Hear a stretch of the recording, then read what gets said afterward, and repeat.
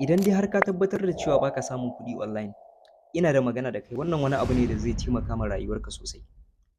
Wato tsawon lokutan da na shafe a nan online ɗin, na yi abubuwa da dama da ake samun kuɗi da su, wasu na samu kuɗi da su, wasu na faɗi.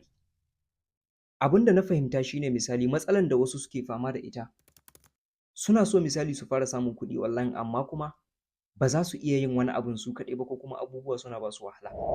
A wannan lokacin na yanke hukuncin cewa zan gina abu misali daga farko, daga matakin farko from zero, from scratch tare da ku. So zai zama da cewa wannan kasuwancin da zan yi tare da ku ne za a fara komai da komai, duk wani abu da zan yi, komai da zan yi za ku gani, za ku san abin da misali na yi, za ku san abin da nake yi, ya ake ciki, me aka yi, an yi nasara ne, an samu riba, ya abu ya kasance, komai da komai za ku sani. Kuma wannan ɓangaren zai zama da cewa wannan kasuwancin true content ne kawai za mu yi shi. Zai zama da cewa kuma wannan kasuwanci ba abu ne da sai ka fito ka nuna fuskarka ba kwata-kwata. So a wannan ɓangaren ka samu kai joinin wannan group ɗin tun yana free a yanzu. Yanzu free ne group ɗin, ba wani fee da za ka biya kafin ka shiga cikin group ɗin. Ka duba a bio na za ka ga cewa akwai link gurin nan, in kai clicking wannan link ɗin, kai clicking community ɗin.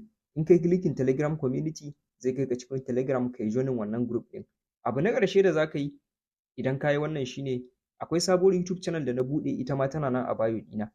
Idan ka duba kai clicking akan wannan gurin za ka ga sabuwar channel ce, separately na buɗe ta ne kawai saboda wannan abubuwan. Kai joinin, kai subscribing a wannan channel ɗin idan wannan wani abu ne da kake da ra'ayi a kai.